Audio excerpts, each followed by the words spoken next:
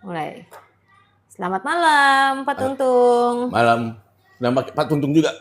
Pak Tuntung tetap Pak Tuntung Oke, namanya. baik.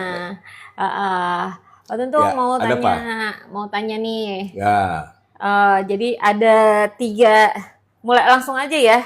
ya. Penonton, Mhm. netizen, kalau ada yang mau nanya-nanya boleh juga. Ini aku dulu yang nanya ya. Ada 3 pertanyaannya Pak, tapi satu-satu ya. Ya. Yang pertama itu adalah terkait dengan reshuffle yang baru. Reshuffle kedua yang baru, yaitu terkait dengan yang kedua ini kan satu Pak Jamari ya, Jamari Caniago, terus Erick Thohir yang dari BUMN hanya geser dia ke Menpora, dan BKP, KSP. Ya, oke. Nah, bagaimana pendapat Bapak tentang ini yang jilid 2 ini? Kalau saya melihat sih memang tidak memuaskan masyarakat ya. Kenapa? Karena ya kalau kita lihat Pak Jamari Caniago, mungkin beliau tokoh yang tepat, tapi kan beliau itu kalau tidak salah kan kelahiran 49 ya. Ya, jadi cukup sepuh lah. Mudah-mudahan penunjukan oleh Pak Prabowo ini tidak menyebabkan beliau menjadi terganggu kesehatannya, kan gitu. Nah, kemudian ini kan juga merupakan semacam konsolidasi kembali ya kabinet Pak Prabowo ya. Nah, kalau kita lihat ini di Pak Jamari Caniago ini kan dibilang dia selaku kader Gerindra, tapi selama ini memang tidak pernah terdengar ya. Nah, saya belum punya komentar apapun sini, tetapi paling tidak dia bisa mewakili keterwakilan masyarakat atau rakyat Sumatera ya, untuk ditempatkan selaku Menko di situ. Nah, kemudian yang saya agak aneh ini ya Erick Thohir. Erick Thohir ini kan jadi Menpora, saya pikir dia akan menjadi Menpora yang tertua di Indonesia ya, yang pernah terjadi ya. Jadi ketika dia digeser ke Menpora, saya pertanyakan apa pertimbangannya gitu ya.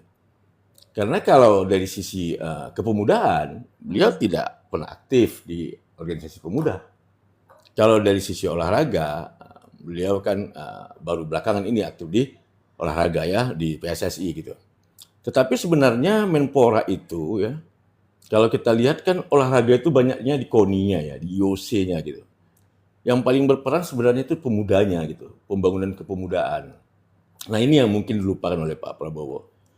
Dulu itu ada tradisi Menpora itu usianya 40-an gitu ya. Ini kan 56 tahun usianya Pak Erick Thohir ini. Jadi nggak bisa lagi disebut Menteri Pemuda itu kan. Menteri Olahraga mungkin lah gitu. Saya mungkin ini pertimbangannya saya pikir udahlah bukan lagi pertimbangan rasional ya. Nah, mungkin Pak Prabowo tidak berani untuk menggeser langsung lalu dilokasi di Menpora. Nah, yang menjadi persoalan kan adalah posnya itu tidak ada yang menggantikan kan? Tidak ada yang menggantikan posisi Menteri BUMN meskipun sekarang ada pelaksana tugas. Nah, saya melihat di sini ya, kalau nanti benar apa yang disampaikan oleh Istana tentang adanya wacana sedang dipertimbangkan oleh Istana untuk melebur antara dengan Kementerian BUMN, ya memang seharusnya seperti itu. Karena kan seperti saya katakan berkali-kali, tidak boleh ada rangkap antara pemain dengan regulator. Ya bagaimana bisa gitu. Nah, di sini kan siapa dirutnya CEO-nya Danantara merangkap sebagai Menteri Investasi. Saya nggak tahu yang mana yang dirangkapnya kan gitu kan. Nah, ini berbahaya. Berbahaya kenapa? Karena dia tidak mungkin mengawasi dirinya sendiri. Memang ada dewan pengawas di situ ya. Nah, kita lihat misalnya menteri itu diawasi oleh presiden ya. Tetapi juga harus kita lihat bahwasanya Danantara kan juga ada yang dewan pengawasnya. Tetapi kita mesti tahu yang namanya dewan pengawas ini kan tidak memelototi setiap saat. Dan kemudian apabila terjadi investasi ya, penempatan uang sekian triliun, ratusan triliun yang dilakukan dengan hanya kebijakan direksi saja, ya kan? Atau karena menterinya juga merangkap, jadi tidak ada pengawasan dari menterinya, ya kan? Satu orang bisa menempatkan investasi ya ke sebuah kita anggaplah sebuah proyek atau apa gitu, tanpa melalui mekanisme yang benar. Nah, terus yang agak sedikit menjadi persoalan adalah modalnya ini kan diambil dari uang APBN Iya. dengan kemasan atau apa namanya kedok inefisiensi. Tetapi diambil dari APBN. APBN itu uang pajak rakyat. Lalu kemudian di tangan satu orang tanpa ada pengawasan dari DPR yang harusnya tidak diawasi oleh DPR, ini dikeluarkan dari APBN lalu kemudian dijadikan mainan investasi oleh satu orang atau dua orang. Ingat itu, power tends to corrupt, ya kan? Absolute power corrupt absolutely. Kita awasin saja yang namanya BUMN itu, korupnya luar biasa, apalagi tidak diawasi. Nah, jadi saya nggak mengerti sebelumnya dasar dan antara itu. Tetapi kalau ada wacana yang muncul yang kelihatannya istana juga sudah mulai mendengar apa yang kita sampaikan. Satu, misalkan nggak boleh dirangkap itu yang namanya menteri investasi sama apa namanya CEO dan antara, dan kemudian wakil menteri apa menjadi wakil jadi direktur keuangan, itu nggak boleh, ya.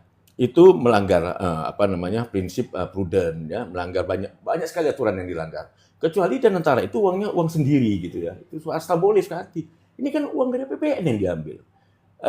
Kalau mau kita bilang ini apa namanya akal-akalan jadinya, ya, akal-akalan. Coba bayangkan nanti kalau tahun depan dijalankan lagi. Saya ini melarang keras. Saya sangat tidak setuju kalau diulangin lagi kesalahan fatal dulu, ya, pada awal tahun kemarin, di mana APBN itu di stop, ya, lalu 300-400 triliun diambil dan antara, lalu kemudian tanpa melalui pengawasan dan proses politik sebagaimana yang ditentukan di Undang-Undang Dasar, lalu kemudian CEO-nya ini bisa menggunakan uang ini sesuka hati, ya kan gitu. Bukan mereka tidak pintar, bukan kita tidak percaya, ya kan. Persoalannya saya ragu. Ya kenapa saya ragu? Ya kita kan tahu siapa yang sekarang di atas itu, ya kan? Kita ngerti banget lah, ya. Itu masalah jiwasraya masih ada yang harus diselesaikan oleh oknum yang jadi menteri itu sekarang kan gitu kan, yang dia terseret-seret di situ. Jadi kita nggak bisa mempercayakan gitu aja, karena yang dipilih Pak Prabowo ini bukanlah orang-orang yang bersih gitu, ya. Kecuali misalnya Pak Mas Purbaya kemarin itu kan. Nah, jadi pertama itu Pak Jamari Caniago kita biarkan dulu, mudah-mudahan ini tidak mengganggu dia, ya. Jangan ini jadi beban. Kemudian Erick Thohir ini adalah kecelakaan, ya. Baru kali ini saya nggak tahu pertimbangan Pak Prabowo, menteri tertua, menteri pemuda yang paling tua, kan gitu kan? Yang tidak ada sama sekali unsur kepemudaan di sini. Jadi itu harusnya copot aja, nggak usah jadi Menpora gitu kan? Jadi Menora olahraga aja. Tapi sudah ada KONI di sini, jadi nggak tahu saya pertimbangannya. Nah kemudian untuk yang apa namanya kepala staf presiden itu kan, ya komunikasi presiden itu ya terserah lah ya kan. Saya lihat nggak tahu saya apa gunanya itu. Kenapa? Karena di sini ya kalau dulu itu kita lihat yang untuk begini ini kan cukup di staf khusus ya. Tapi di zaman Pak Prabowo ini yang katanya efisiensi nggak sama ucapan dengan perbuatan. Ini yang membuat orang jadi bertanya-tanya gitu. Menteri begitu banyak, wakil menteri begitu banyak. Itu kan cukup staf khusus. Zaman Pak SBY itu staf khusus. Zaman presiden-presiden sebelumnya itu staf khusus saja, staf khusus komunikasi, ya kan? Ngapain bikin setara menteri, ya kan gitu? Ini banyak sekali semua setara menteri. Tetapi nggak tahu pemerintahan ini mau kemana, kan gitu kan. Nah, kemudian berikutnya itu adalah apa misalnya ya apa tadi menteri keuangan. Kalau menteri keuangan ini ya kita rakyat ini kan kelihatan suka nih sama beliau nih. Beliau ini kan seperti air ya di tengah dahaga kita di padang pasir. Kenapa? Karena pada sosok beliau ini kita melihat ada satu kejujuran, yang kedua kecerdasan. Yang ketiga itu adalah belak-belakan, ya, transparansi. Dan yang keempat itu, yang selalu saya katakan, bahaya terbesar pemimpin itu kan ABS. Beliau itu kan paling anti ABS. Dan beliau tahu caranya untuk dia tidak mendapatkan informasi yang ABS. Kan gitu. Nah, kenapa memang Menteri Keuangan ini memang harus diganti? Ibu Sri Mulyani udah terlalu lama. Ide-idenya mungkin bosen. Dan kemudian dia juga nggak punya gairah, punya motivasi untuk bagaimana buat lebih bagus. Jadi shift-nya saja, ya kan. Tetapi akibatnya menekan pertumbuhan ekonomi. Nah, kemudian kita lihat Pak Purbaya ini, ya kan? Saya senang sama dia, tapi saya melihat dia dalam beberapa banyak hal sifat kami sama gitu ya. Kita ngomong apa adanya, kita kritis kan gitu kan, kita pokoknya no interest kecuali kepentingan bangsa dan negara. Cuma saya khawatir kalau lihat dengan ini. Khawatir saya di mana? Jangan sampai itu ya media itu atau mencitrakan dia itu berlebihan. Kenapa? Karena kalau nanti dicitrakan berlebihan, Hmm. kemudian dia populer, ya, dia populer bukan karena kebijakan yang populer, ya kan, Iya. tapi karena kecerdasan dia. Nah, dia populer dan kemudian dia nanti ada satu dua orang atau satu dua partai elit kemudian kan masukkan wacana untuk menjadikan dia capres misalnya. Hmm. Nah, ini kan akan mengganggu dia gitu. Jadi biarlah untuk sementara ini beliau bekerja gitu kan. Kenapa? Karena orang untuk menjatuhkan orang itu gampang, ya kan. Dorong aja ke atas, ya kan. Diangkat dia begitu. Nanti tiba-tiba dia menjadi musuh pusat kekuasaan dan itu mudah sekali untuk menjatuhkan dia jadinya. Jadi tolong kita jaga, Pak Purba ini harus kita jaga. Ya. Kenapa? Karena ini orang langka ya. Orang langka yang kita beruntung memilikinya, dia tidak punya vested interest, berbeda dengan pejabat-pejabat lain ketika ditunjuk, ya kan, yang pertama sekali di pikirannya adalah bagaimana membuat Indonesia lebih bagus. Ya kan, bukan bagaimana dia untuk memperkaya diri, bagaimana untuk nepotisme dan segala macam. Ya. Nah ini harus hati-hati. Kabinet Pak Prabowo ini itu udah mulai menunjukkan nepotisme kan gitu kan. Dan misalnya sekarang ini kan udah mulai sebutan orang ex Taruna Nusantara ya kan gitu kan. Ini berbahaya. Kenapa? Karena Pak Prabowo ini nggak bisa juga dilepaskan dia sebagai bekas menantunya Pak Harto. Di mana kemudian Pak Harto aja KKN nepotismenya saja kan setelah 32 tahun. Nah ini sekarang muncul. Nah, yang nepotisme pertama sekali yang muncul adalah bukan dari Prabowo, tetapi ketika Prabowo mengangkat Gibran sebagai wakilnya, itulah nepotisme yang pertama yang menjadi dosa politik terbesar, ya kan? Ketika anak presiden yang aktif itu diangkat jadi cawapres, kan gitu.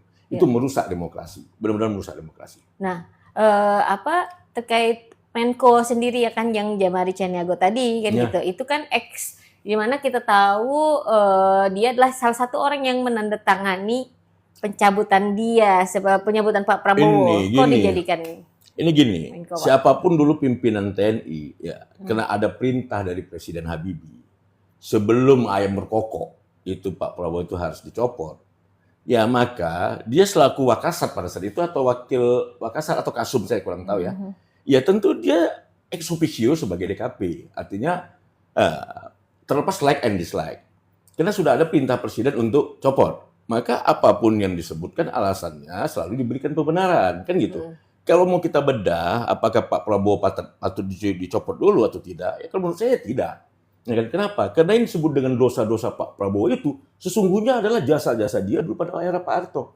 Kenapa? Hanya karena perubahan waktu, perubahan kepemimpinan yang menjadi jasa dia, lalu kemudian menjadi kesalahan. Kan lucu kita Republik kita ini kan gitu. Ya. Tetapi nggak usah kita lihat itu kan mundur ke belakang. Ya. Artinya gini, Pak Prabowo sendiri sudah tahu lah dia juga tidak sakit hati dengan itu, ya kan? Karena itu perintah Presiden, ya. Dan itu juga kesalahan Pak Prabowo juga pada saat itu. Bukan karena beliau yang sengaja melakukan kudeta, beliau tuh nggak mungkin kudeta dulu. Kenapa nggak mungkin kudeta? Orang mertuanya Presiden kok, ngapain dia kudeta? Gila kan gitu kan? Cuma pada saat itu dia fitnah kan gitu kan. Nah jadi sehingga akhirnya dia tanpa mengikuti hierarki dia lalu berinisiatif untuk mencoba mengamankan, tetapi kemudian dia dianggap salah di situ. Ya. Itu saja persoalannya.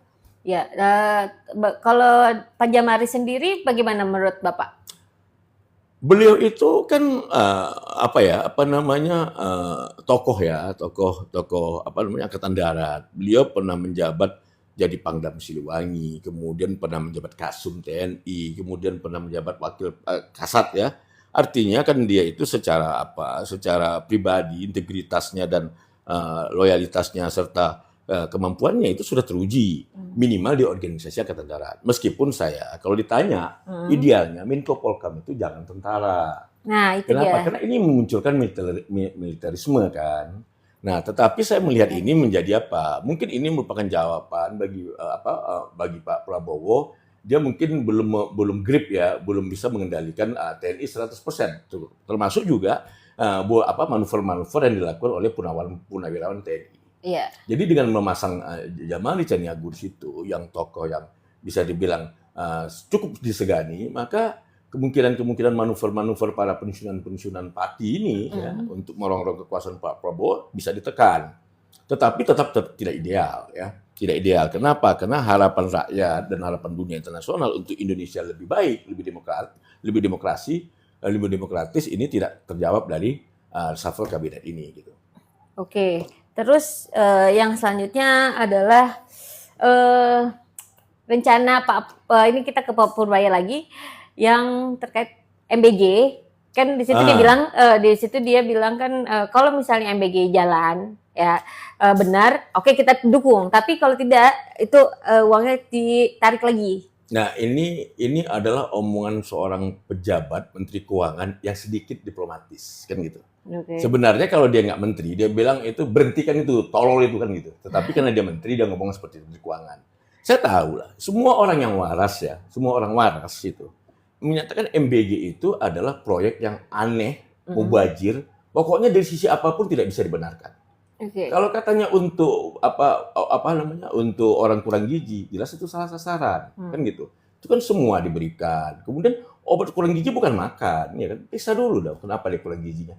Pokoknya ini MBG ini makin cepat dia di stop, ini makin bagus. Dan kemudian saya mendengarkan kemarin Istana juga mengatakan sedang mempertimbangkan. Udah, Istana nggak usah malu-malu, Presiden nggak usah malu-malu. Kalau salah itu gunanya koreksi dari rakyat. Kenapa? Makin panjang ini berjalan, maka ini akan menjadi bom waktu, ya kan? Bayangkan itu. Kalau misalkan kita bicara korupsi 1 triliun gede, 2 triliun gede, ini korupsinya ratusan triliun di sini yang bisa terjadi. Dan ini semua akan menunjuk kepada Pak Prabowo kalau Pak Prabowo tidak menghentikan. Karena ini proyek gila, kan gitu kan? Proyek gila yang tidak mungkin terjadi, yang tidak mungkin terwujud, salah sasaran. Pokoknya ini semua salah ada di proyek ini. Makanya saya heran. Kenapa ada pembantu-pembantu yang begitu pintar itu nggak ingatkan Pak Prabowo? Kalau Bapak Mas Bambang ada, Mas Bambang Kristiono ada mungkin udah diingatkan. Kalau Mas Haryadi dan Mawan ada mungkin udah diingatkan Pak Prabowo. Ini jangan, ini racun ini bagi Anda. Stop. Bukan racun bagi peserta, racun bagi Pak Prabowo. Stop ini. Gitu. Oke. Bubarkan BGN itu. Iya, nggak jelas itu BGN itu. Iya banyak sih Pak yang ngeluh juga kan. Terus program sekarang kita geser ke Kementerian PKP Pak. PKP, Menteri Perumahan ya, Pemukiman dan Kawasan Perumahan ya. Iya, kawasan pemukiman, perumahan kawasan pemukiman. Iya.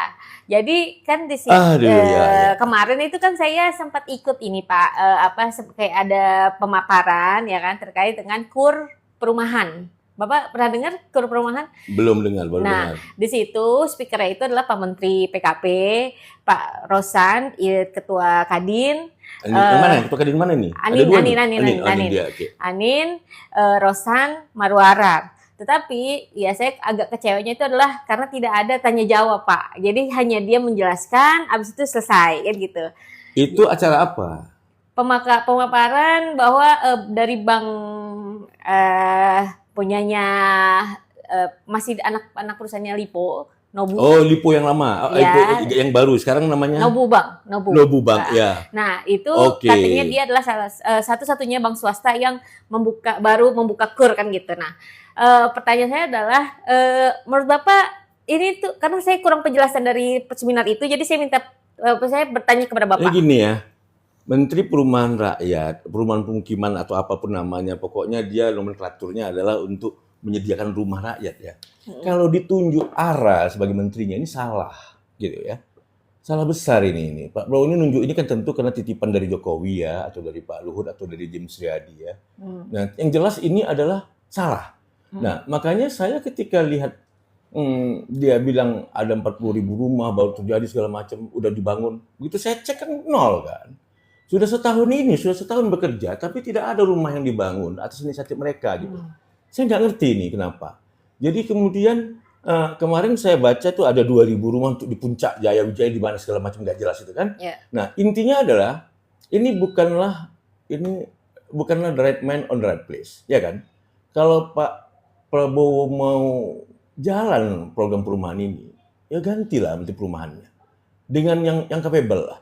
Ya minimal bukan politisi yang suka bluffing gitu, ya kan? Kalau jadi politisi boleh bluffing, tapi kalau jadi menteri ya 1.000 pun tidak ada rumah. Ini mau 3 juta rumah, potong leher saya kalau bisa gitu. Jangan kan 3 juta rumah kan gitu kan? 300.000 rumah aja potong leher saya kalau bisa. Itu mustahil. Yang ujungnya nanti semua diklaim jadi kerjaannya dia, ya kan gitu. Tapi ya mungkin karena akomodir permintaan Pak James, Pak Luhut atau Jokowi sehingga akhirnya arah dijadikan menteri gitu ya. Menteri Perumahan Rakyat. Dia bagusnya menteri yang lain. Menteri Pemuda mungkin bagus kalau usianya muncul di bawah apa. Dia bagusnya Menteri Pemuda kan, Menpora kan. Kalau misalnya Pak Prabowo takut tidak bisa memuaskan Pak Jokowi, Pak James Gadi dan Pak Luhut misalnya begitu kan. Nah, disinilah kelihatannya kementerian ini jadi nggak ada guna. Padahal Menpora ini kan menyangkut kebutuhan tertier yang ketiga ya kan. Jadi setelah kebutuhan makan, pakaian, maka rakyat ini butuh papan, butuh rumah. Tetapi ditunjuk menteri yang sudah 1 tahun ini tidak menghasilkan 1 rumah pun misalnya. Kan jadi masalah gitu. Atau kebijakannya Pak? Kebijakannya apa? Nggak tahu sih, nggak ada kebijakannya.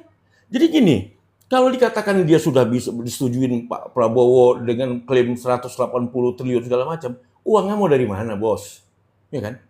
APBN kita, penerimaan negara kita, itu kan sangat terbatas. September ini aja belum 1.000 triliun. Sementara tahun lalu kita udah 1.300 triliun. Defisit kita 300 triliun sekarang ini. Mau kemana duitnya? Belum lagi uang yang dipoya-poyakan untuk MBG dan segala macam. Yang nggak jelas itu. Jadi ini nanti ujung-ujungnya ketika orang semua minta, Pak Prabowo oke. Tapi realisasinya nggak ada. Yang pusing siapa? Mas Kang Purbaya yang pusing. Tetapi dia pasti enteng aja bilang, nggak ada, kan gitu.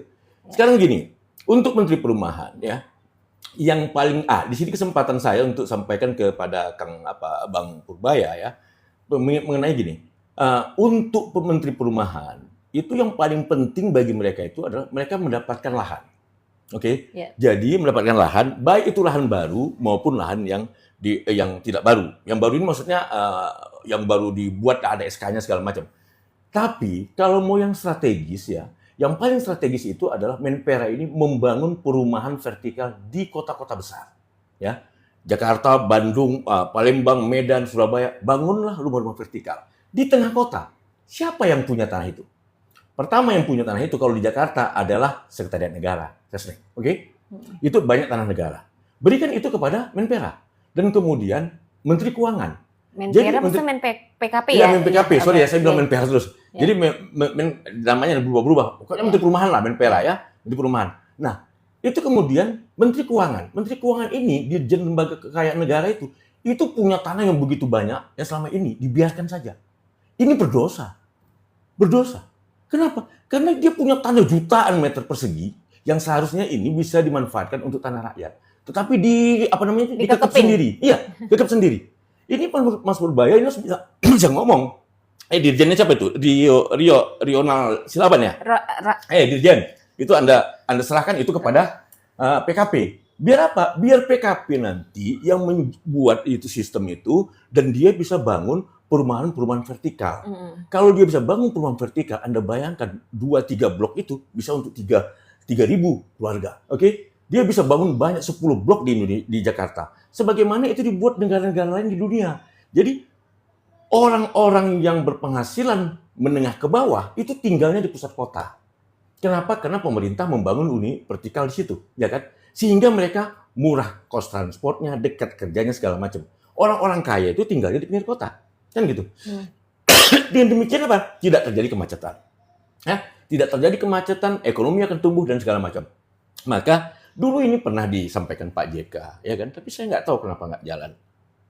Kemayoran itu buatlah rumah vertikal. Bikin di situ ada 10 atau 15.000 atau 20.000 keluarga, oke? Yeah. Kemudian mana lagi? Senayan. Kemudian ya kalau mau tahu itulah Menteri Keuangan punya pegangan itu. Suruh buka itu Menteri Keuangan itu pundi-pundinya itu. Jangan disimpan di bekalan tuh nanti tanah itu.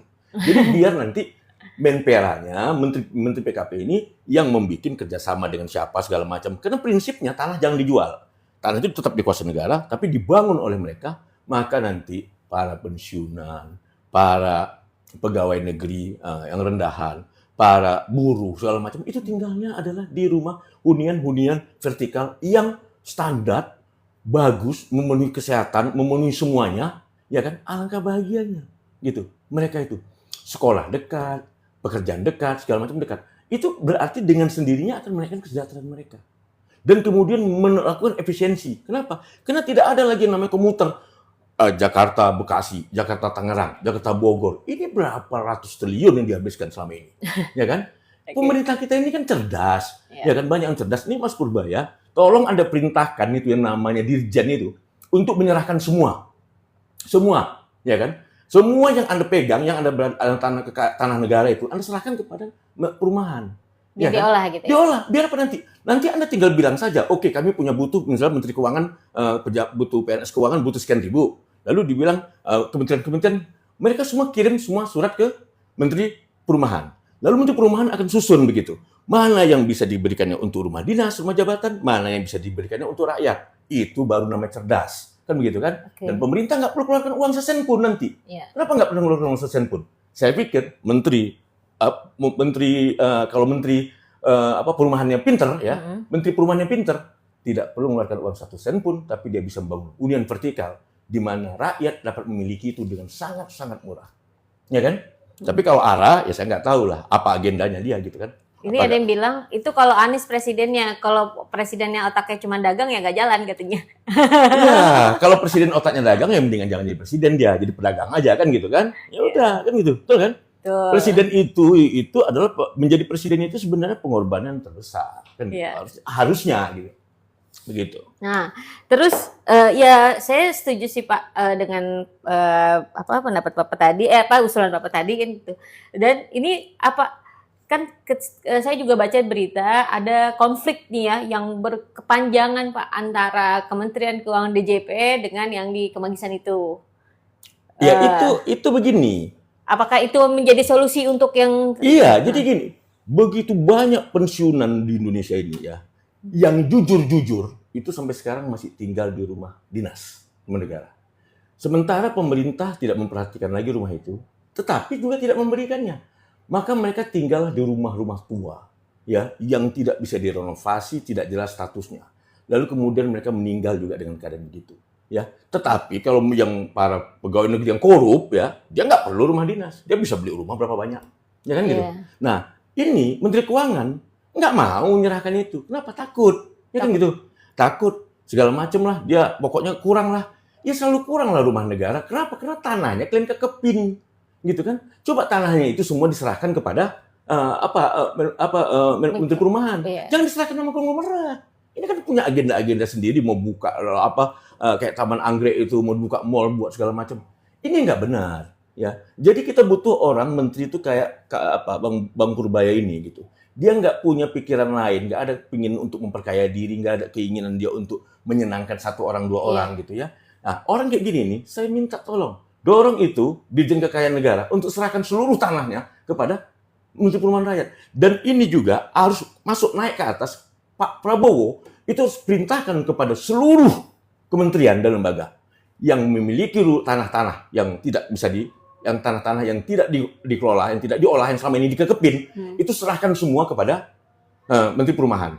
Lalu bilang pada Menteri Perumahan, kau ciptakan 3 juta rumah. Pasti itu bakal terwujud ya Pak? Kemungkinan ada terwujud, tapi menteri jangan arah. Oh jangan arah. Jangan, nggak bisa. Dia 1 tahun nggak bisa buat apa-apa. Oke. Setahun nggak bisa buat apa-apa. Jadi mesti direshuffle juga Pak ya? Ya, gini, mendingan dia Menpora kan.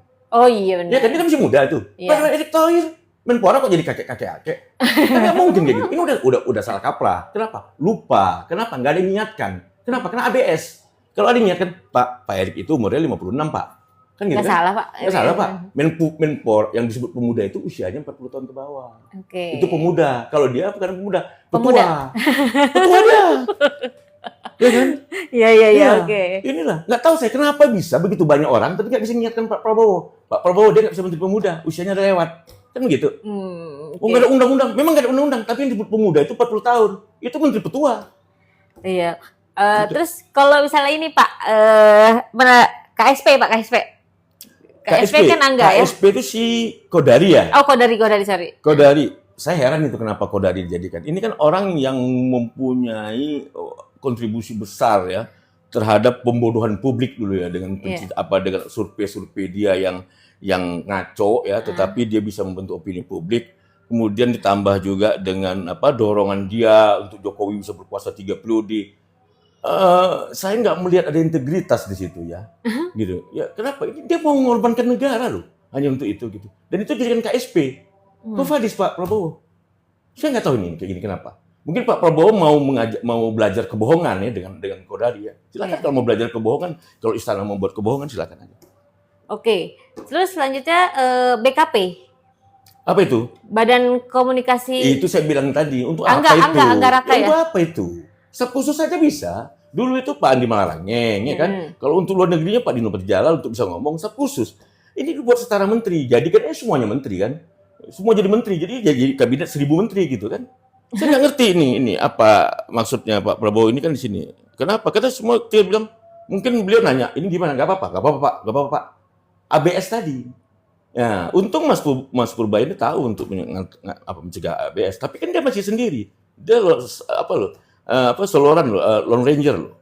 Hati-hati gitu. Dan banyak itu pejabat di sekitar Prabowo ini tidak happy dengan dia tiap hari dibisikin, lama-lama Pak Prabowo enak juga, dipecat juga dia nanti kan. Makanya hati-hati.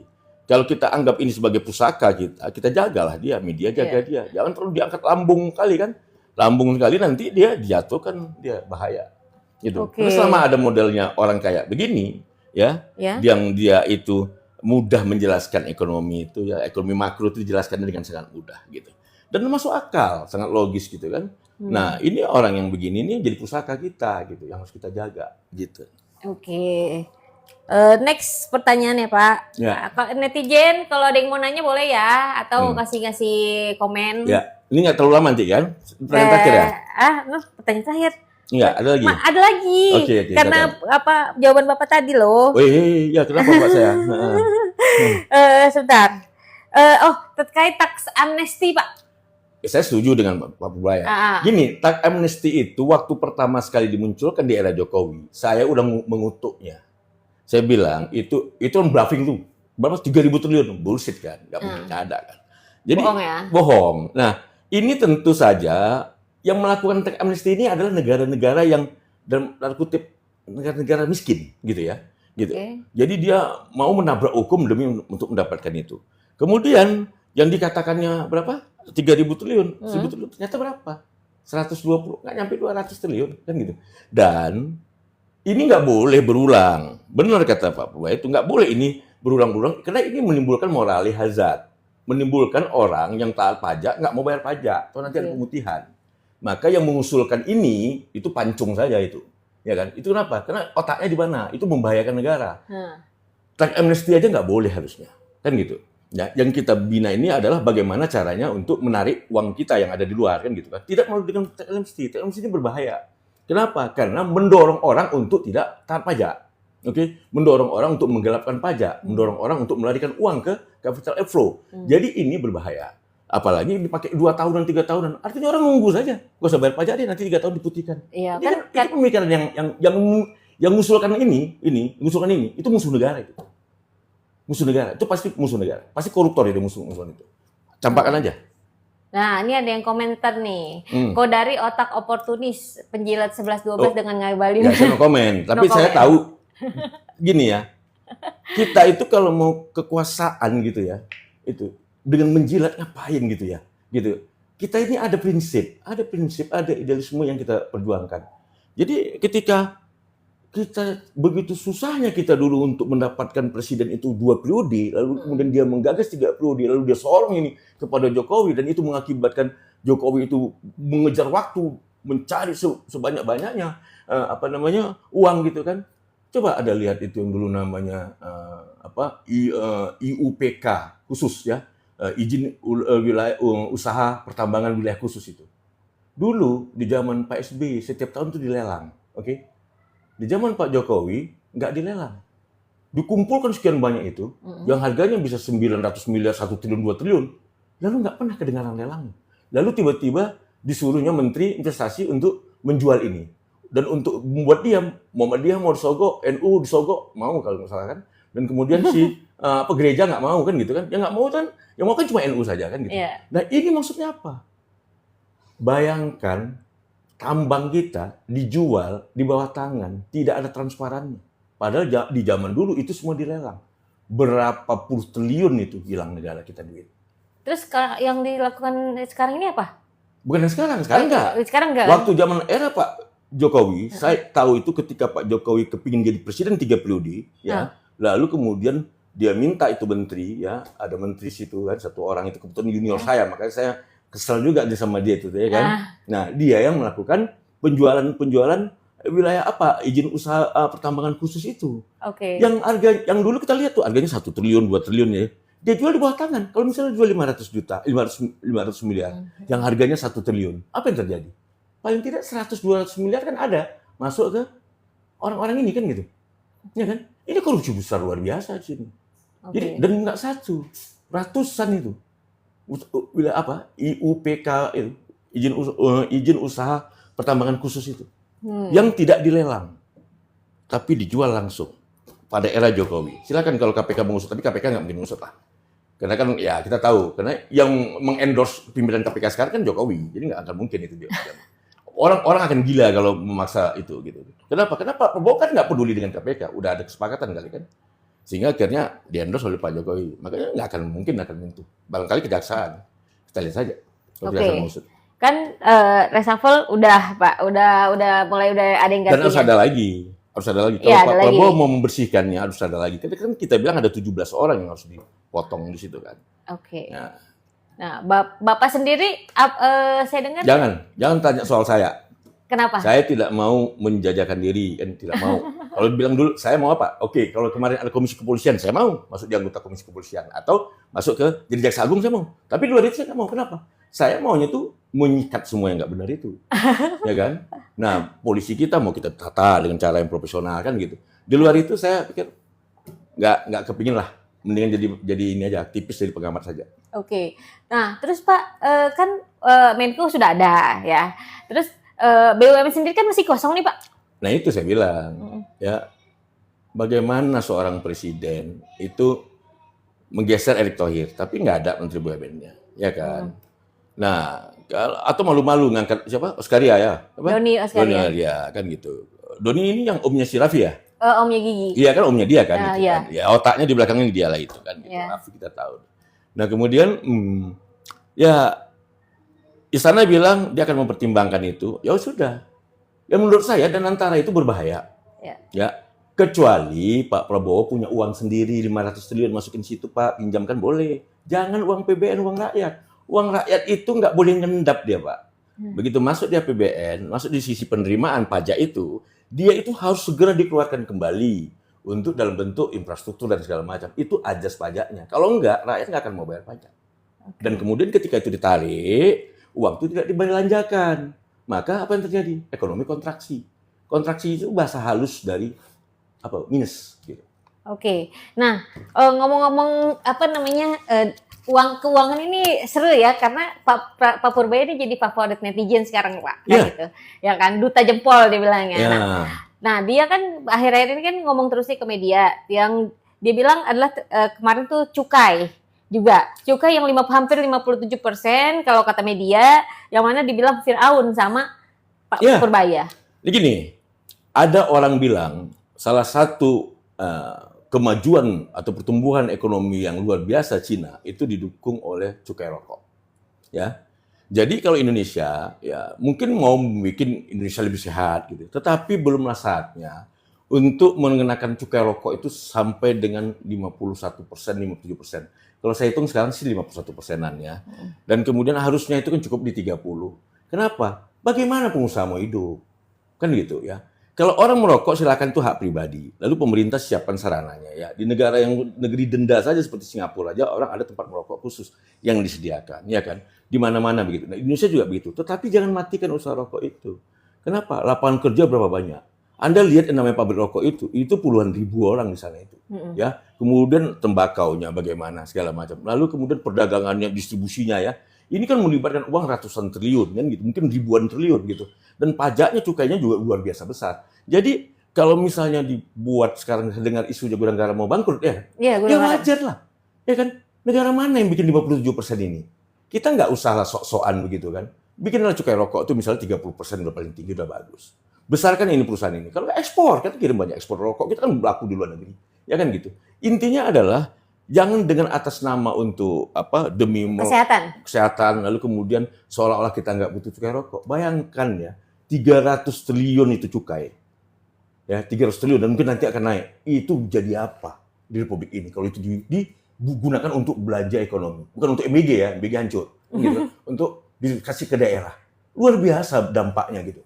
Jadi Jangan kita untuk mematikan itu, terus kemudian kita menganggap semua itu ya berlangsung dengan fine-fine aja. Tidak. Satu pabrik rokok besar tutup, itu akan menggoyangkan ekonomi, terutama ekonomi regional di tempat dia, ya kan? Nanti ekonomi akan menjalar. Hati-hati loh, karena kontribusinya sangat besar. Cina saja tidak berani, kan gitu kan? Perlahan-lahan itu. Kalau mau apa perlahan-lahan, mungkin kita butuh 20 tahun lagi untuk cukai 51%, 57% sekarang. Dibikin sekarang, ya kan? Nggak ngerti saya ini. Pejabat-pejabat ini kemarin korup kali. Kepingin suap atau kepingin apa gitu. Oke Pak, ini ada pertanyaan dari netizen nih Pak. Ya. Pak Mas Wahyu Ranca, di mata rakyat di mata rakyat kecil Jokowi itu baik, tapi di mata pejabat dan orang-orang elit kok buruk banget. Itu bagaimana Pak? Gini, di mata rakyat kecil baik itu. Kenapa mereka lihat gitu? Karena kan mereka lihat opininya kan, gitu.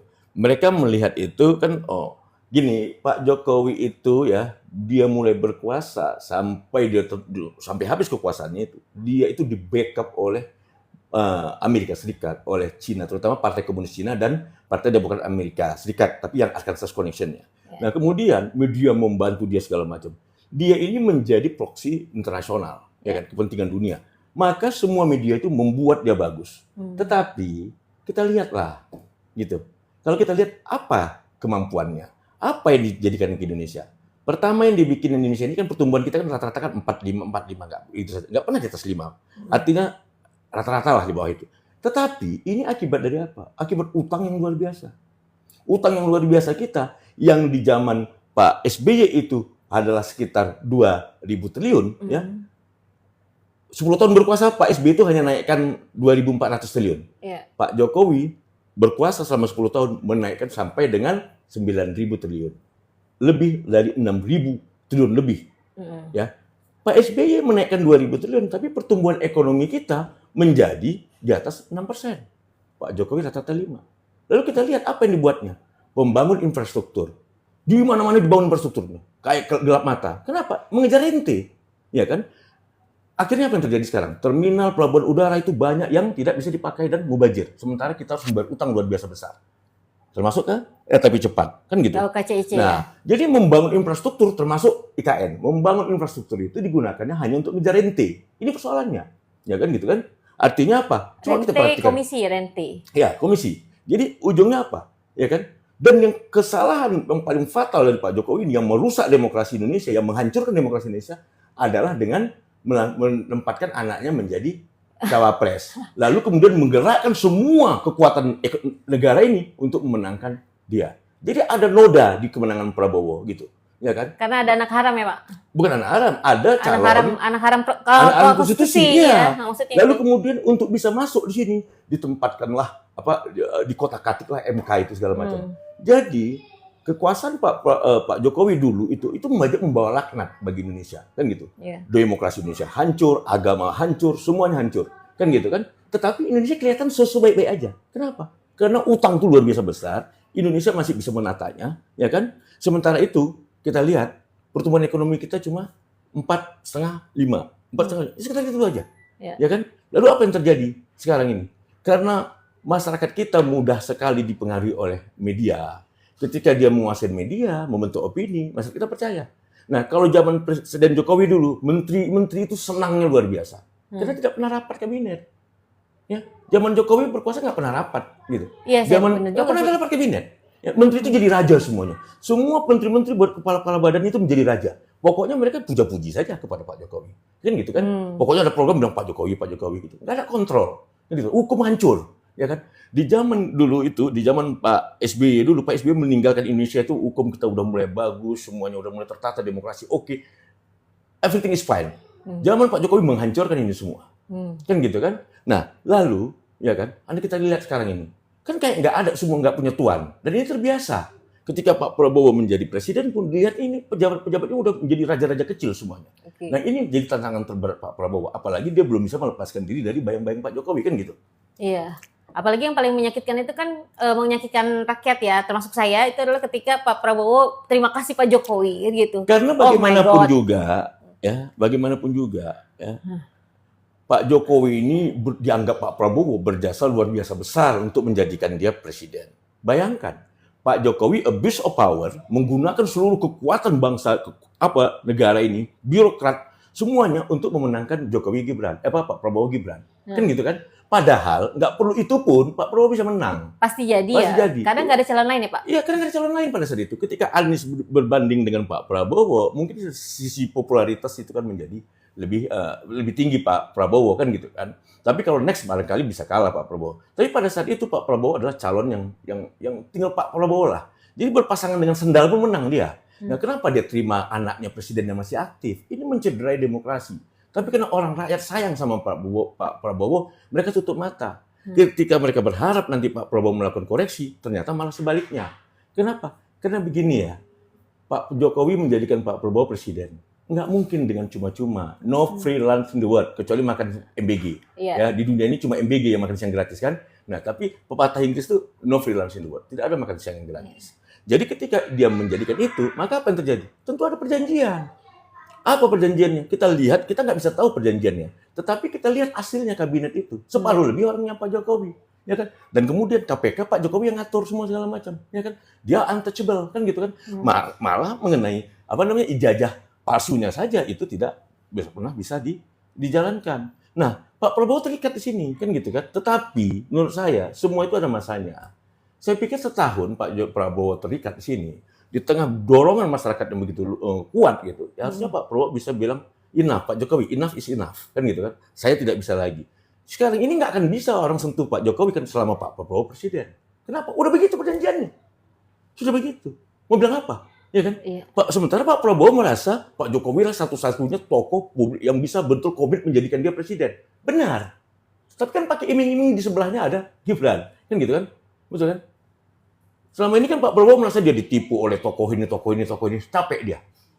Pada tahun 2009 dulu dia habisan untuk ikut bersama Bu Megawati kan gitu. Dengan harapan nanti PDIP berjanji buat batu tulis akan dukung dia sebagai presiden.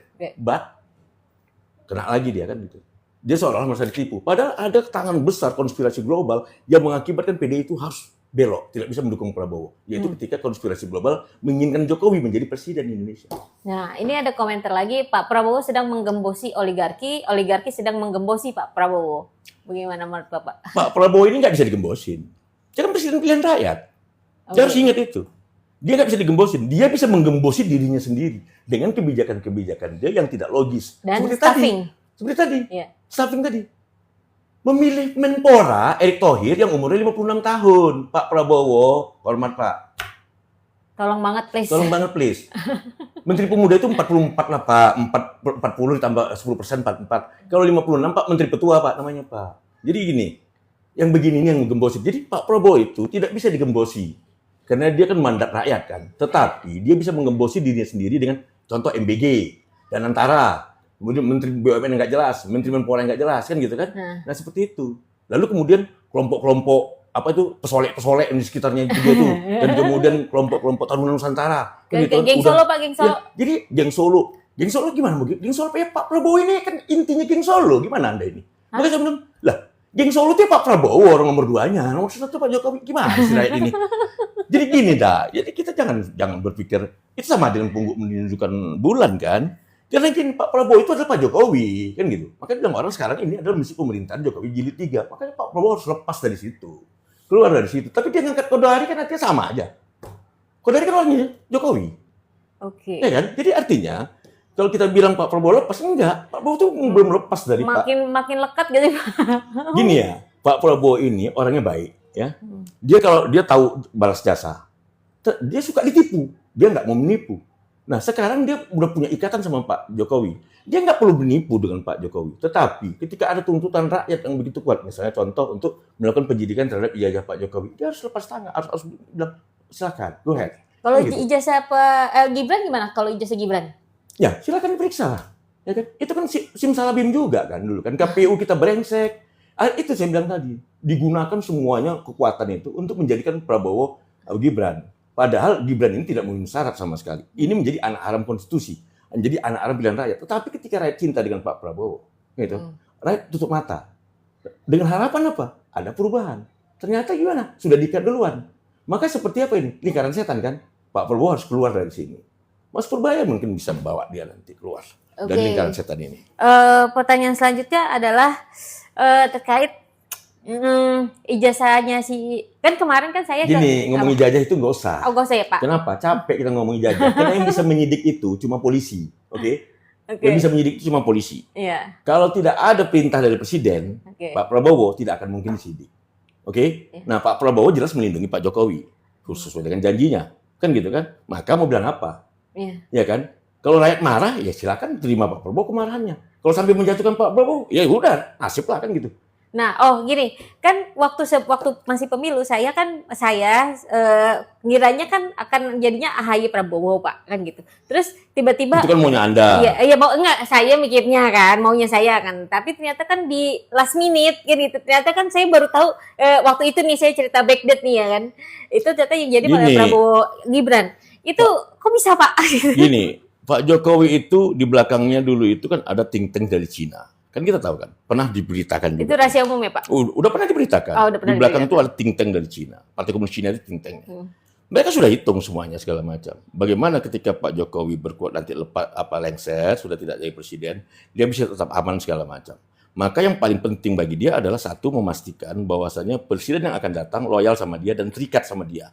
Kalau perlu disanderanya. Lalu kemudian untuk memastikan itu ada anaknya di sebelahnya. Kan itu. Simple kan? Dan Oke. kemudian dia wujudkan dengan mewujudkan siapapun yang berdampingan sama anaknya untuk menang. Dengan apa? Dengan melakukan semua abuse of power di semua jaringan pemerintahan dan negara ini. Iya, iya, iya. Gitu. Nah, Dia mau bilang apa? Itu sekarang saya mau nanya pendapat Bapak tentang kemarin pemilihan Hakim Agung Pak. Itu lumayan menarik Pak. Gini, si Khususnya Pak Pak Alimin. Alimin itu adalah orang yang saya kenal. Kenapa? Saya di pengadilan pernah ketemu sama dia dan saya pernah melihat dia itu ribut gitu ya sama yang kalau dia bilangnya pernah ditawari oleh hakim, saya pernah melihat dia itu ribut sama hakim, seorang hakim yang disuruh oleh ketua pengadilan untuk memenuhi maunya ketua pengadilan. Dia tidak mau. Itu depan saya lihat di atas gitu ya. Saya lagi Iya. nonton dulu Prapitnya siapa tuh Yang dari Kalimantan. ya yang Kalimantan itu maming-maming itu kan. Nah, itu satu. Dan kedua, ini hakim yang terbaik gitu. Tetapi ketika dia ditanya sama Benny Kaharman mungkin kena marah tuh sekarang sama Pak SBY itu ya. Kenapa dia terlalu kritis menanya kepada Pak Libut itu sehingga akhirnya Pak Libut itu nol suaranya. Padahal dia yang terbaik. Ya, dia nomor satu itu berarti dia yang terbaik. Dan dia memang terbaik. Dia banyak nulis buku dan orang jujur, Iya, gitu ya. Istilahnya di antara semua hakim itu dia jujur. Dan saya sendiri itu pernah mengirim surat kepada Ketua Mahkamah Agung. Waktu di Selatan saya bilang ini ada 32 pada itu saya manggil Kakanda dulu kan masih Pak Iya. Saprudin kan. Kakanda ini ada 32 hakim. Yang saya lihat ini semua itu cuma 4 yang benar saya bilang. Nomor 1 tuh Ribut Alim Sudjono saya bikin. Ini benar. Dipromosi dia jadi hakim tinggi. Lalu saya sebut lagi Pak Elvian, saya sebut di Siti Amidah, saya sebut lagi di Tapan Dagerot. Iya. Yang lainnya tidak. Saya bilang. Jadi Anda bayangkan 4 dari 32 hakim yang bisa, yang lainnya nggak bisa.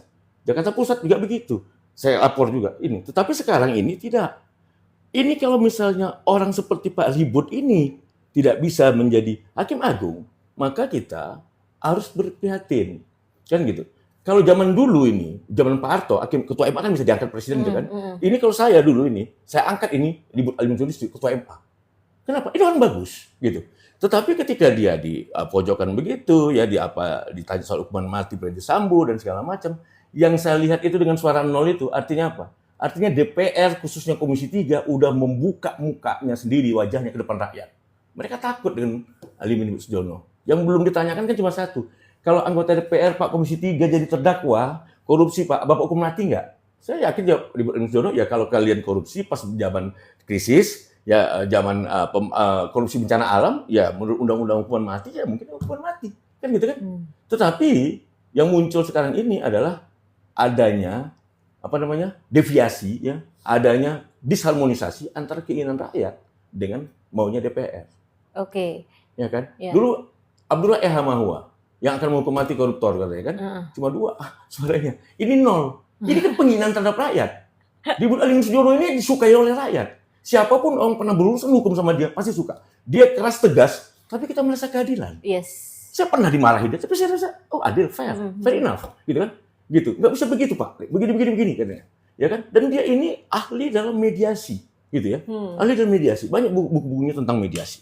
Dan banyak ini ya mendamaikan Mendamaikan orang. para pihak ya. Iya, Oke. jadi Sangat sayang sekali gitu. Nah, ini ada pertanyaan, berita tentang aset-aset negara seperti Freeport dan lain-lain yang berhasil diambil alih Jokowi itu bagaimana sih Pak sebenarnya? Itu bukan aset negara, Oke. itu negara membeli, ya, Nah, membeli saham. Jadi kalau misalkan kayak Freeport itu kan punya swasta asing. Nah, kita nggak bisa ambil begitu saja jadi apa BUMN misalnya, itu sama aja dengan nasionalisasi kan gitu kan. Kenapa? Itu namanya mau enaknya dewe. Kita nggak bisa membangun, udah dibangun orang, udah berhasil lalu kita ambil caplok. Pemerintah beli sahamnya. Zaman Pak Harto dulu itu ada 10%, 9,9% dulu ya, Ya. diberikan itu, dibeli dengan murah oleh negara, lalu kemudian itu 10% itu kalau nggak salah dijual kepada grup Bakri gitu. Lalu Bakri kemudian tahan sekian lama, kemudian nilainya kemudian 10 kali lipat, 20 kali lipat. Sekarang begini, BUMN Indonesia itu seharusnya kan udah saya bilang tidak ada. Harusnya BUMN itu hanya menangani hal-hal tertentu saja. Negara itu tidak usah ikut campur mengurusin itu. BUMN itu hanya hadir apabila swasta tidak mau. Karena itu rugi, karena ekonomi scale-nya nggak masuk, karena tidak bisa secara ekonomis tidak mungkin. Maka negara masuk ke situ. Bukan di tempat pasar yang sudah established, ekonomi yang sudah established. Ya. Kalau ekonomi sudah established, itu sama aja menghancurkan. Sekarang kita lihat BUMN kita, punya anak, punya cucu perusahaan. Semua urusan-urusan yang tidak perlu ada di situ, itu bubarkan saja. Itu korupsi udah di sana semuanya. Tidak bisa sebuah negara itu maju apabila diserahkan kepada BUMN. Ya kan? Nggak bisa. Kenapa? Karena di BUMN itu tidak ada namanya persaingan. Dia bekerja itu dapat untung berdasarkan SK, berdasarkan keputusan, monopoli, fasilitas, konsesi, dan segala macam. Serahkan kepada swasta, pemerintah siapkan undang-undangnya, kepastian hukum dibuat, mudahkan ekonomi, infrastruktur diapain, energi disiapkan, lalu kemudian pemerintah ambil pajaknya. Kan begitu bagusnya. Jadi BUMN itu ya sekarang kalau mau dibubarkan, ya bubarkan, banyak sekali BUMN harus dibubarkan. Ibu Sri Mulyani dulu dari awal bilang bubarkan saja. Tapi akhirnya apa? Dia kena ya apa namanya itu kiri kanan itu ujung-ujungnya dulu katanya mau target 80 katanya kan, mau turun 60, akhirnya 30. Tapi ternyata sekarang lebih dari 100. Oke. Ini semuanya tempat perampok, tempat mengambil duit semua. Bang, katanya hilirisasi, ekonomi meroket, slogan kerja, kerja, kerja, tapi hasil utang, pajak naik terus. Gimana Pak? Gini, jangan pernah percaya apa yang diucapkan pejabat publik di media. Kan gitu. Jadi kita cek semuanya, cek and recheck gitu. Kalau dibilang, pertumbuhan ekonomi kita 5,12, padahal 4,7, kan gitu kan. Dari mana? Gitu. Apa namanya, kayak si Ara bilang, udah bangun 40.000 rumah. 400 rumah aja nggak ada kok, gitu.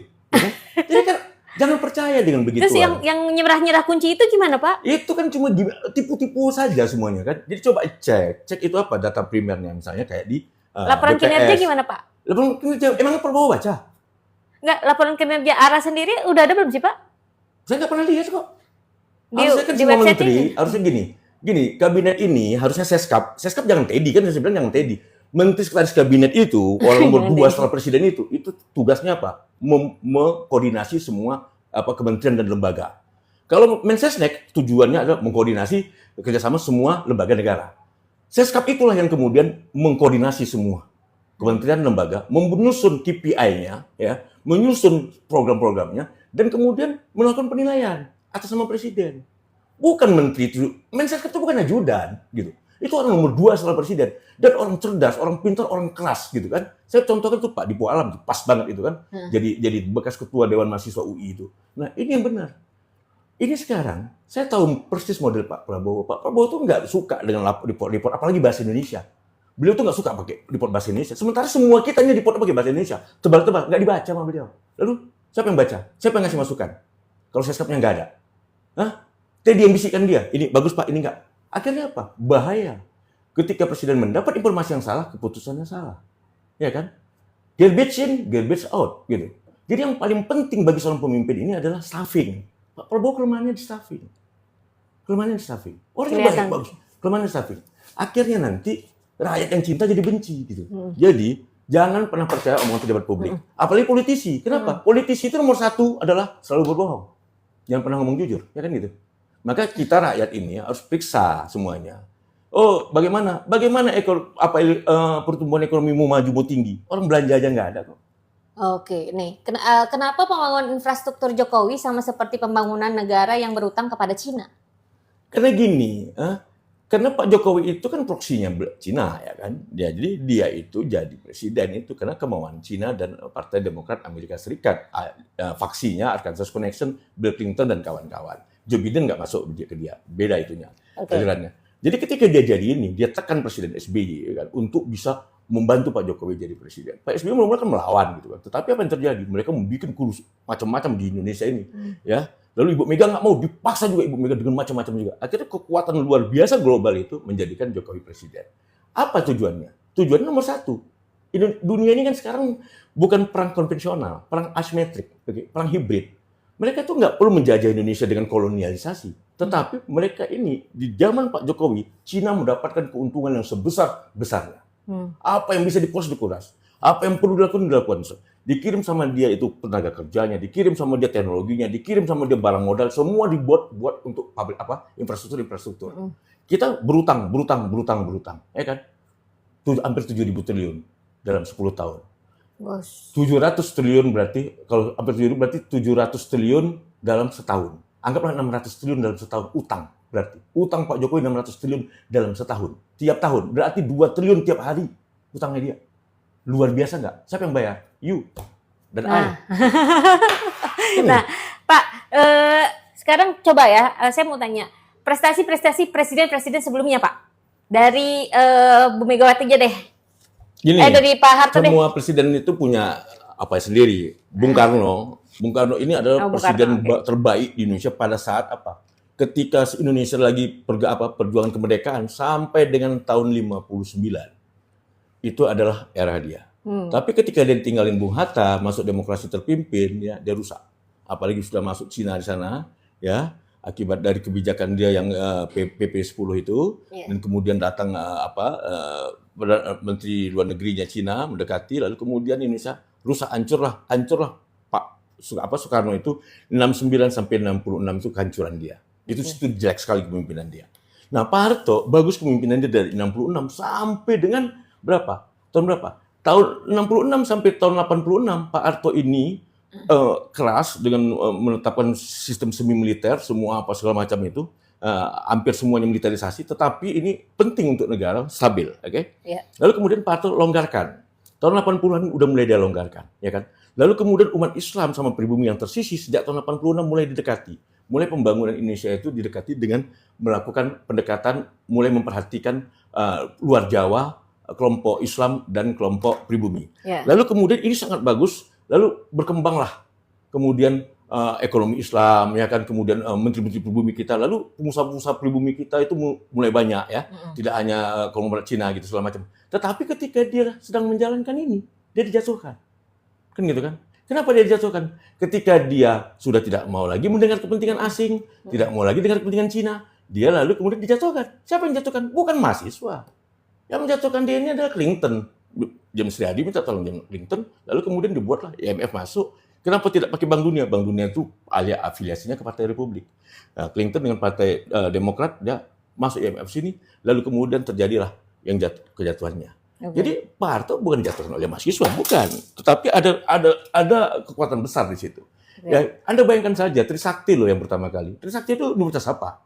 Kan gitu. Yang demo tiap hari terus, dari mana biayanya? Kan gitu kan? Bukan universitas negeri, nggak ada. Universitas negeri nggak ada. Lalu kemudian muncullah triggernya, penembakan segala macam. Lalu sudah orang nggak lihat lagi.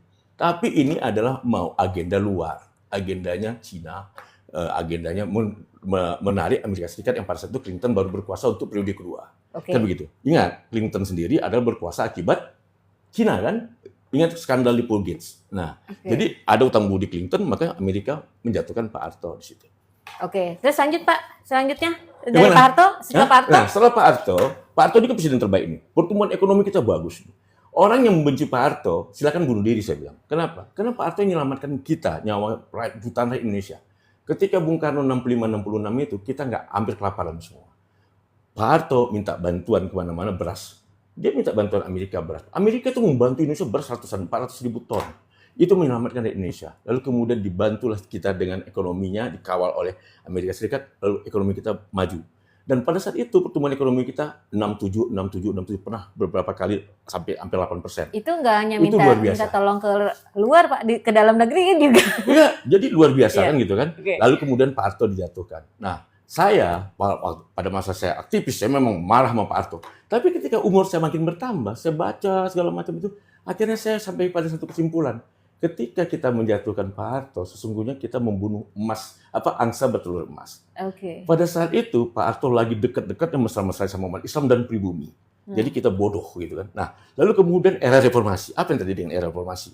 Zaman Gus Dur kita seperti dibawa oleh super bemo, berbajai, belok kemana nggak jelas. Kan gitu kan. Saya khawatir ini Pak Prabowo ini seperti Pak Gus Dur. Setiap hari mengurangi kredit dia, kepercayaan rakyat kepada dia. Lalu kemudian ketika dia udah habis-habisan, tidak ada uang kita sama sekali, Ibu Mega memegang itu. Ibu Mega memimpin Indonesia ini dalam kondisi yang sangat berat, tidak ada kas. Terus masalah Ibu Mega menjual yang namanya satelit Indosat dan kemudian kapal tanker raksasa kita, nggak bisa lagi. Indonesia ini nggak bisa apa-apa. Nah, lalu kita itu mendapatkan harapan luar biasa ketika masuk Pak SBY. The Presiden kita yang terbaik setelah Pak Harto itu adalah Pak SBY. Dia itu nomor satu dia tata hukum kita, dia tata ekonomi kita, dan dia lepaskan kita dari penjajahan ekonomi yang diinjak-injak IMF. Dengan apa? Dia lunaskan utang itu.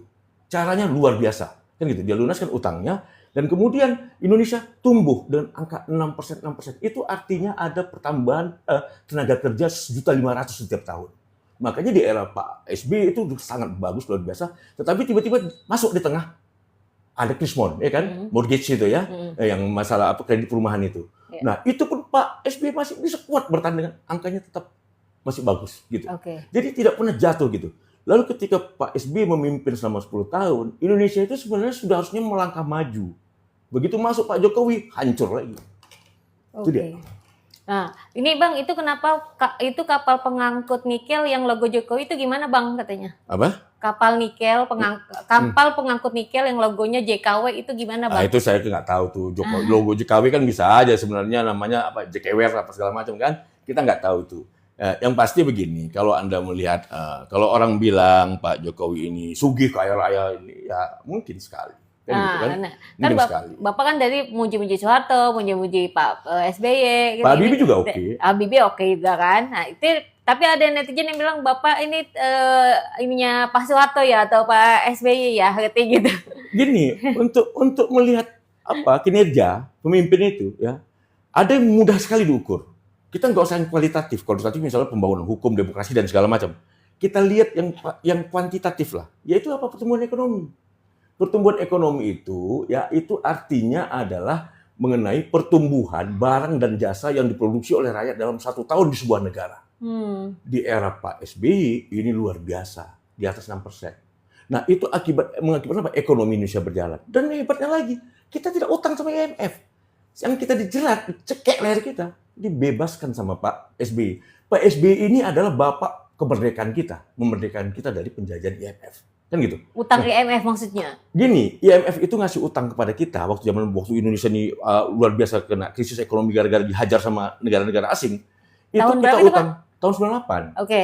Itu akibatnya kita berhutang kan 37 miliar US dollar sampai berapa miliar US dollar. Tetapi utang kita itu diikat dengan perjanjian yang mengatur seluruhnya. Contoh, Bulog. Bulog dulu itu mengatur 9 bahan pokok.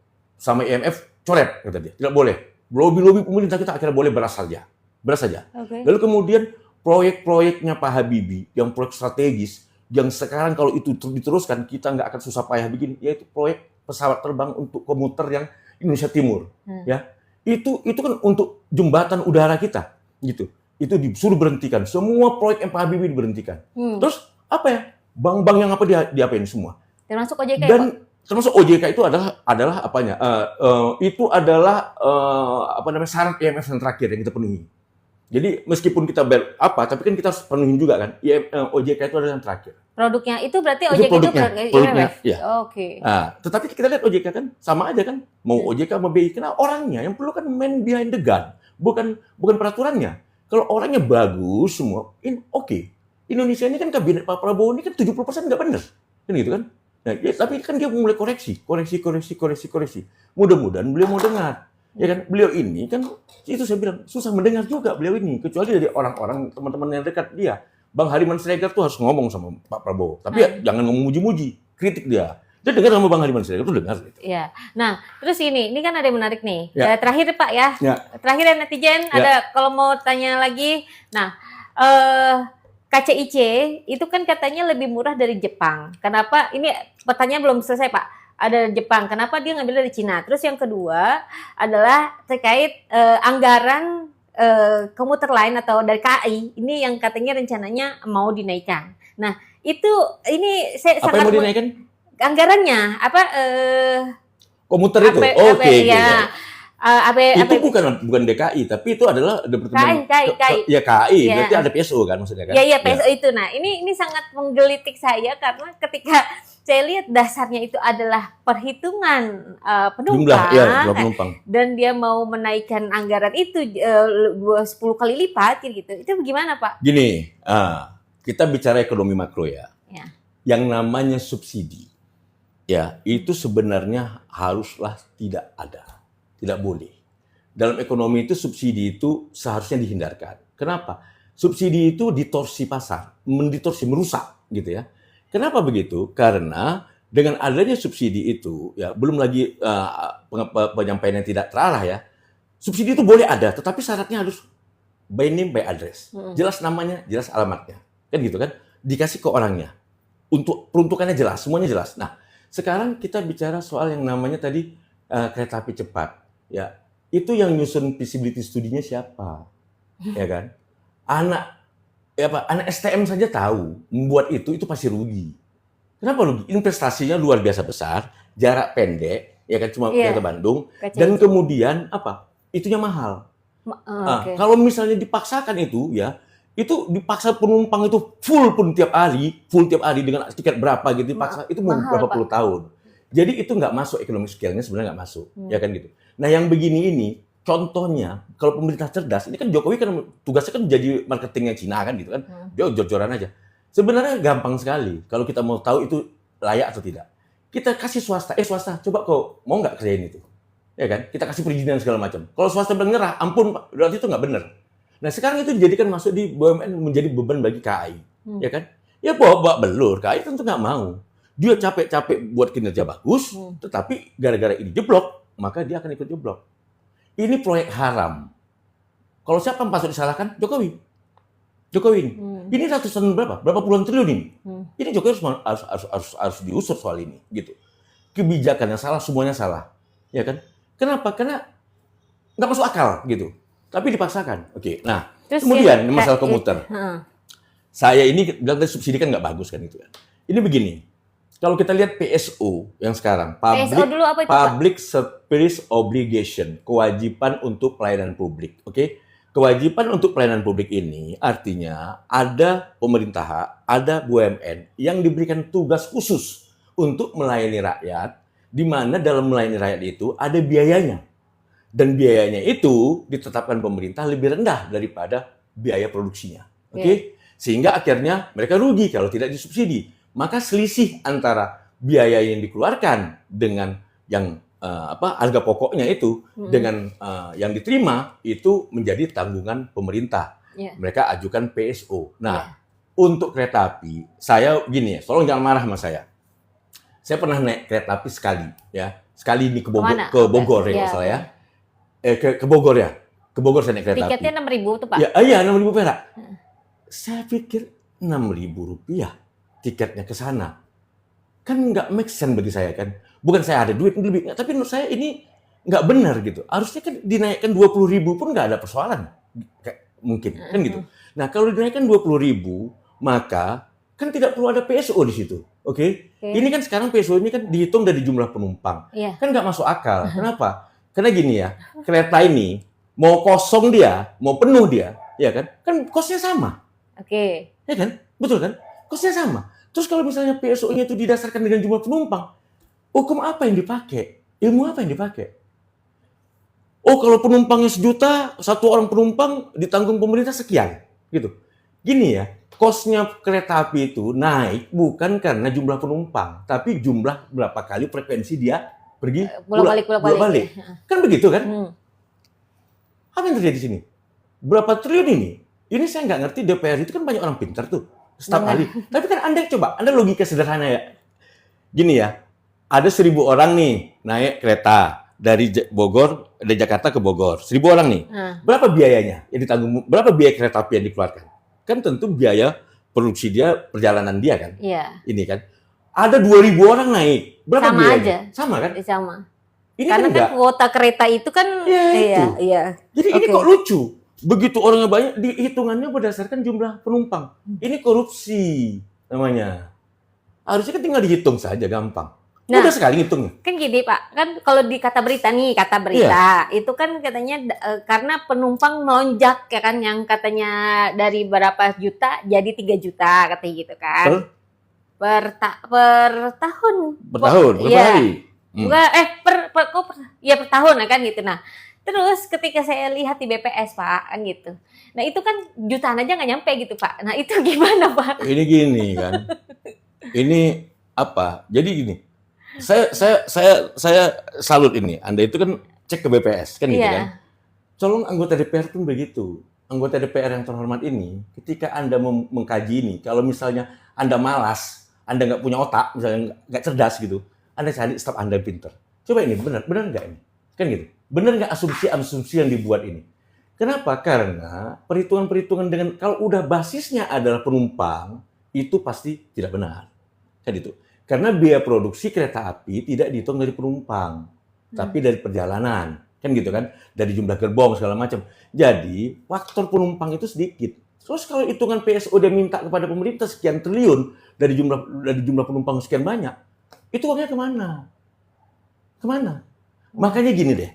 Makanya coba kita seperti yang Jokowi bagus, ada satu Jokowi kebijakan yang bagus. Dihapusnya subsidi minyak. Itu bagus banget. Pak SBY nggak berani kan? Nah, hapus semua subsidi. Nanti mana yang menjerit, bayar. Itu namanya subsidi yang benar. Jadi, subsidi hapus, kereta api kau harus bisa untung. Tidak ada PSO lagi. Pelni kau harus untung. Nggak ada PSO lagi. Tetapi ketika ada penumpang yang jerit, gitu, penumpang itu silakan daftar, lalu dia diberikan oleh pemerintah semacam tiket gratis atau gimana. Oke. Jadi ini pembayaran inilah yang disebut dengan subsidi yang benar. By name, by address. Tidak sembarangan. Sekarang ini main bulat saja. Ini ada 40 juta orang penumpang. Kepala lu kan kita bilang kan gitu kan. Sementara DPR kita malas. 250 juta orang dikasih makanin gitu. Iya. Ini namanya pemerintah malas, DPR malas. Kalau misalnya menghitung itu dari jumlah orang gitu kan. Kenapa? Karena kalau untuk subsidi tidak harus dengan nama, by name, by address, dengan nama, dengan alamat. Jelas tujuannya, ya kan? Kalau orang stunting, ya yang stunting itu yang diobati, bukan orang kaya yang kena sekolah dikasih makan enak kan gitu kan. Itu kan bodoh namanya gitu. Jadi tolonglah kita hindari. Kalau bisa gini, saya bukan bukan kelompok liberal ya, tetapi untuk ini kelompok liberal, mazhab liberal itu benar. Tidak boleh ada subsidi. Tetapi ketika nanti pada harga ya, tidak boleh subsidi. Tapi ketika ada rakyat atau pelaku ekonomi yang keberatan dan merasa beban di situ, baru pemerintah masuk di situ. Itu begitu caranya. Itu terarah, terukur. Pak, terus terkait dengan kata Pak Prabowo IKN itu kan katanya jadi ibu kota politik. Itu maksudnya gimana Pak? Gini, itu permintaan Pak Jokowi, saya duga ya. Saya duga itu permintaan Pak Jokowi. Kenapa? Karena gini, ini kan proyek ibu kota ini bagus sebenarnya. Kita butuh ibu kota. Tapi ketika Jokowi yang buat, ya kan, maka muatan KKN, korupsi dan segala macam itu pasti banyak. Kan gitu kan? Kepentingan-kepentingan yang pasti banyak. Di luar kepentingan negara. Nah sekarang dijadikan ibu kota politik. Oke, ibu kota politik itu kan banyak di dunia ini. Afrika Selatan, kan kemudian Brazil itu ada Sao Paulo, ada Rio de Janeiro, Prancis ada Ottawa, Montreal, kan gitu kan. Lalu kemudian Australia ada Canberra, ada Sydney, kan gitu, Melbourne, ya kan gitu kan. Lalu kemudian Malaysia juga ada namanya yang Jaya itu kan. Petaling Jaya atau apa namanya itu yang ibu kotanya. Itu biasa, kan gitu. Nah persoalannya, kenapa dibikin 2000? Ini geng Solo nih. Pak Prabowo menunjukkan geng Solo dia. Maksudnya dengan ibu kota politik itu? Iya, kenapa? Karena ini untuk menyelamatkan Jokowi. Kan gitu kan? Dengan menjadikan dia ibu kota politik, itu artinya adalah seluruh instansi politik, seluruh organ politik, yaitu di sini ada infrastruktur politik, ada suprastruktur politik, yaitu namanya DPR, MPR, pemerintah, dan segala macam, itu harus pindah ke sana. Konsekuensinya, maka APBN harus memberikan porsi untuk membangun infrastruktur di sana. Ini kan pemenuhan janji Jokowi kepada konglomerat itu, kan gitu kan? Nah, artinya apa? Ini keputusan dari Pak Jokowi ini, minta kepada Pak Prabowo. Jadi jangan kalian disangka bahwasanya Pak Prabowo itu jauhin Pak Jokowi, bohong itu kalian itu. Kalian masa nggak bisa lihat? Geng Solo itu adalah Pak Prabowo nomor 2-nya, kan gitu kan? Nomor 1-nya Pak Jokowi. Nah, ini permintaan Pak Jokowi. Kenapa? Karena kalau seandainya ini tidak disentuh oleh Pak Prabowo, menganggap ini sebagai barang haram, Pak Jokowi bisa masuk penjara. Kan gitu. Maka dia ngejarnya ke situ. Dengan demikian, maka ini akan diajukan APBN ke sana. Pertanyaan saya, sekarang kan baru 20% aja nggak ada. Pak Prabowo berani dengan 2028 untuk mulai ke sana. Siapa mau duluan pindah? Pak Prabowo mau pindah nggak ke sana? Duluan. Ya kan? Itu kan Jauh banget DPR, lagi. MPR, semua BPK, semuanya ada di sana. Dan itu biasa memang, tetapi biasanya sebuah negara itu mungkin 20 tahun, ya kan gitu kan? Dan ini presidennya yang benar. Prabowo sih kalau yang menggagas ini sih bagus, tapi karena ini digagas oleh Pak Jokowi yang tidak benar semuanya, maka akhirnya menjadi parah. Ya. Begitu. Terus kata DPR kan UU perampasan aset masuk ke prolegnas kan gitu Pak. Terus RUU KUHP gimana Pak? Ini ada ulang-ulangi setan terus. politik ya yang coba-coba untuk mengendapkan KUHP dengan coba meloloskan undang-undang perampasan aset. Undang-undang perampasan aset saya bilang kan undang-undang titipan setan, ya kan. Konsepnya aja berbeda dengan konsep yang diberikan oleh UNACAC itu kan, United Nations Corruption Anti Corruption itu. Nah, jadi yang luar biasanya lagi, ya kan, Pak Yusril bilang kan ini menjadi hak inisiatif DPR. Artinya cuci tangan dari pemerintah ini, Pontius Pilatus kan. Sama Pak Amran juga kan Yang bilang. bilang, ini jadi inisiatif DPR.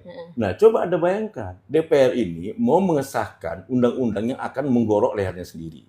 Bukan hanya untuk lehernya sendiri saja yang mau digoroknya, juga rakyat.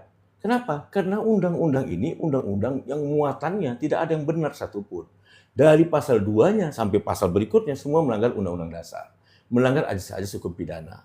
Melanggar HAM, kan gitu kan. Ini adalah kalau Anda baca konsep dasarnya yang ada 66 sekian pasal itu kan semua konsepnya itu menyatakan disesuaikan dengan hukum negara negara pihak. Artinya begini, kalau memang sudah ada KUHP kita dan KUHP kita itu kita sempurnakan, ya kan? Maka tidak perlu ada ini. Ini jangan-jangan hanya ditujukan nanti takutnya oleh pemerintah yang berkuasa, enak sekali untuk menyita harta siapapun. Kenapa? Tidak perlu putusan pengadilan. Sementara yang bisa melakukan penyitaan perampasan itu hanyalah putusan pengadilan. Kenapa begitu? Karena di pengadilan itu sudah ada due process of law. Pengadilan itu memungkinkan adanya transparansi, adanya segala macam. Kalau hanya dengan dugaan lu merampas aset, segala macam, kita tidak hidup di negara demokrasi. Kita hidupnya di hutan rimba. Kenapa? Itu sesuai dengan selera Baginda aja. ABS juga dong sama? Bukan, untuk ngambil apapun selera Baginda. Artinya, saya Tuhan. Saya adalah negara. Itu presiden nanti. Dengan undang-undang perampasan aset, seorang presiden Indonesia bisa menyatakan, saya negara, saya adalah Tuhan. Dia bisa mengambil harta siapapun. Dengan tuduhan, ini korupsi. Atau tanpa disidang. Tanpa ada putusan pengadilan. Kan gila ini Republik ini kalau menyetujuin ini. Nah, terus gimana dengan masyarakat ini kan nggak ada yang tahu nih Pak visinya. Itu kan gitu. dia. Masyarakat gini, makanya kenapa ada tanggung jawab elit ya. Ada tanggung jawab aktivis gitu. Saya menjalankan fungsi tanggung jawab aktivis. Saya nggak jadi elit. Elit kita ini sendiri semua kan, coba anggota DPR, pejabat-pejabat kita nggak berani ngomongin. Kenapa? Mereka takut tidak populer. Kalau mereka menentang ini seolah tidak populer, kan gitu kan? Seolah-olah yang menentang ini adalah koruptor. Padahal yang menggagas ini adalah koruptor. Ya, dia takut Ini terancam mau abuse of ininya power. ya. Iya. Yang menggagas ini adalah orang yang mau jadi diktator, yang mau abuse of power, mau memperkaya diri dengan menggunakan nama undang-undang. Ya. Bagaimana mungkin kita bisa menyita, mengambil harta orang tanpa ada sebuah putusan pengadilan? Itu dia. Ini kok bisa begitu? Coba baca konsep awalnya. Makanya saya bilang ini gila. Apalagi pemerintah udah lepas tangan, menyerahkan ke DPR. DPR masukkan ke prolegnas. Mampuslah DPR, mampus. Hari ini kalian berkuasa. Tapi ketika kalian tidak berkuasa, Anda ini akibat pencurian, akibat pidana loh, tidak mesti korupsi loh. Bisa menunjuk, boleh ambil. Suka ambil, rampok. Oke. Mau jadi apa negara kita? Jadi seharusnya apa yang dilakukan DPR Pak terkait KUHP itu disahkan, disempurnakan KUHP-nya sudah. terkait pemaparan UU perampasan asetnya ini loh Pak, biar rakyat tuh paham gitu loh. Coba aja buat diskusi publik. Kenapa? Kenapa baru bicara pasal 2 saja udah melanggar undang-undang dasar? Ya, Undang-undang perampasan aset ini tidak didasarkan pada putusan pengadilan. Ngeri kan? Oke Pak, udah cukup ya Ya, netizen. udah cukup. Makasih banyak. Udah lumayan nih 1,5 Ya, jam. terima kasih. Oh, Eh, padahal target 1 jam lu cuma. Target 1 jam, Ya. tapi 1,5 jam. Oke, terima kasih Pak Raden. Ya, Nanti sama-sama. Pak Tungtung, nanti Ya. kita live lagi berikutnya ya. Oke, Oke salam netizen, merdeka. terima kasih. Terima Dah, kasih. Assalamualaikum. Salam.